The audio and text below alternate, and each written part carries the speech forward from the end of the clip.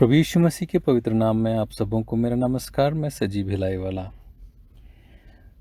प्रभु यीशु मसीह के मरने और जी उठने पर जब हम दिल से विश्वास करते हैं तो हमारा उद्धार होता है, हम नया जन्म लेते हैं। इसे हम कन्वर्जन भी कहते हैं। कई बार ये एक क्षण की प्रक्रिया होती है, कई बार ये एक दिन की होती है, कई बार कुछ समय लेता है। जो भी हो, यह बात तय है कि उद्धार एक निश्चित अनुभव है जिसे हम एक मील का पत्थर कह सकते हैं। उद्धार के अनुभव को हम नया जन्म इसीलिए कहते हैं।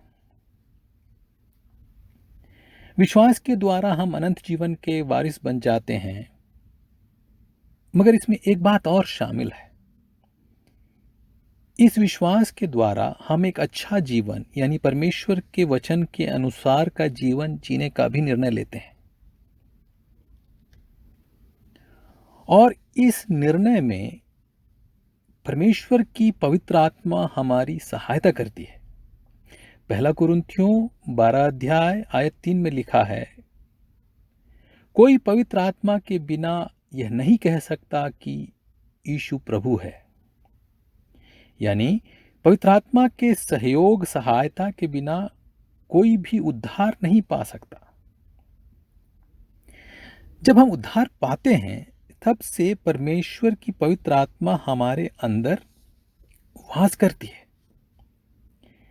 मसीही जीवन की श्रेष्ठता यह है कि अच्छे कार्य करो, भलाई करो, पाप मत करो, ऐसा आदेश देकर छोड़ा नहीं जाता।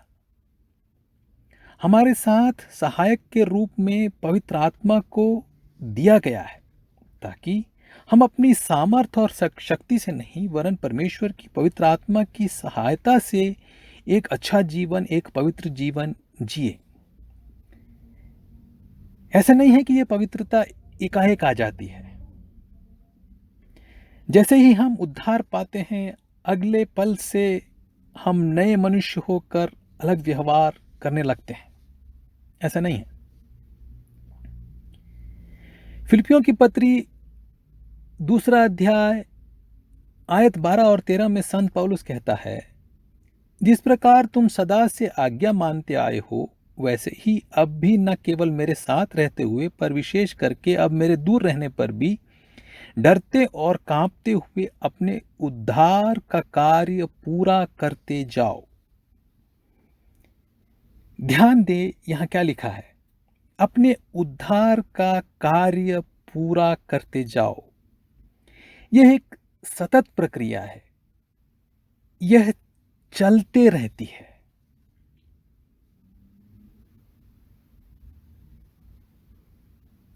एक और आयत को हम देखेंगे जहां पर पौलुस कहता है कि अपने पुराने मनुष्यत्व को उतार डालो और अपने मन के आत्मिक स्वभाव में नए बनते जाओ। एक बार और ध्यान देंगे, नए बनते जाओ। हर दिन हर पल हम नए बनते जाते हैं, और इस नए बनने की प्रक्रिया में यह पवित्र आत्मा जो हमारे अंदर वास करती है, हमारी मदद करती है। किसी प्रभु के दास ने कितना सही कहा है, हम सबके ऊपर एक तख्ती टांग देनी चाहिए। अंडर कंस्ट्रक्शन, निर्माण कार्य चालू है, पूरा बना नहीं है अभी। हर एक नए दिन के साथ हम नए बनते जाते हैं।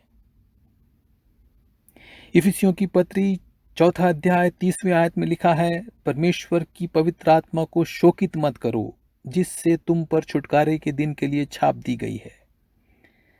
जब हम अपनी इच्छा से चलते हैं, पाप की तरफ अपना मन झुकाते हैं, तब यह पवित्र आत्मा जो हमारे अंदर बैठी हुई है, ये शोकित होती है, दुखी होती है। संत पौलुस ने यह कहा है, मेरा अनुकरण करो जैसा मैं प्रभु का करता हूं।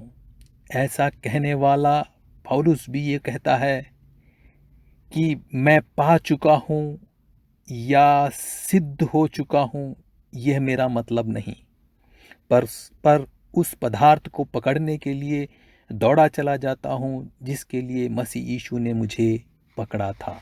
आमीन।